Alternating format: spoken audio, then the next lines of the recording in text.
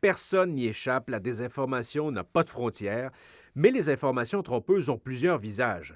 Pour y voir clair, Bouchra vous présente les nuances possibles dans l'univers de la désinformation. Si vous voyez une histoire inventée de toutes pièces, c'est une fausse nouvelle.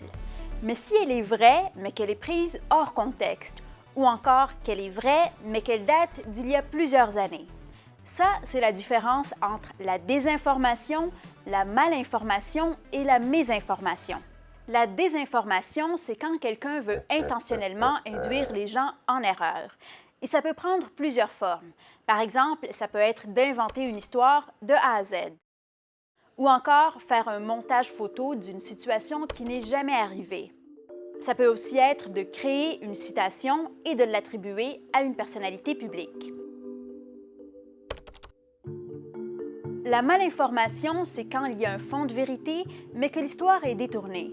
Par exemple, si on prend un vrai discours, qu'on sort une phrase de son contexte pour lui faire dire autre chose. You have stolen my dreams and my childhood with your empty words.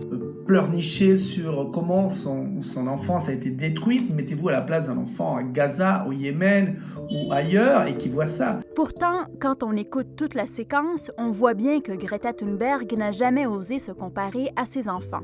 And yet, I'm one of the lucky ones. Ça peut aussi être de prendre une photo authentique, mais de lui faire raconter une autre histoire. Par exemple, ici, des étudiants chiliens ont détruit un crucifix pendant une manifestation. Mais certaines personnes ont dit que c'était plutôt des réfugiés musulmans en Suède. Et la mésinformation, c'est quand c'est une histoire qui est vraie, mais qui s'est produite dans un autre pays ou encore il y a très longtemps. Le problème, c'est quand les gens pensent que l'histoire s'est produite ici et maintenant. Par exemple, vous voyez un article qui annonce qu'un attentat a eu lieu dans votre ville. Mais quand vous cliquez dessus, vous voyez que l'article date d'il y a 5 ans. Donc, en résumé, la désinformation, c'est une information qui est intentionnellement fausse. La malinformation, c'est une information qui est vraie, mais qui est sortie de son contexte. Et la mésinformation, c'est une information qui est vraie, mais qui n'est pas d'actualité ici, en ce moment. Ces 3 concepts nous montrent que la mauvaise information en ligne, ça peut prendre plusieurs formes. Et que ce qu'on voit sur Internet, finalement, ce n'est pas toujours noir ou blanc.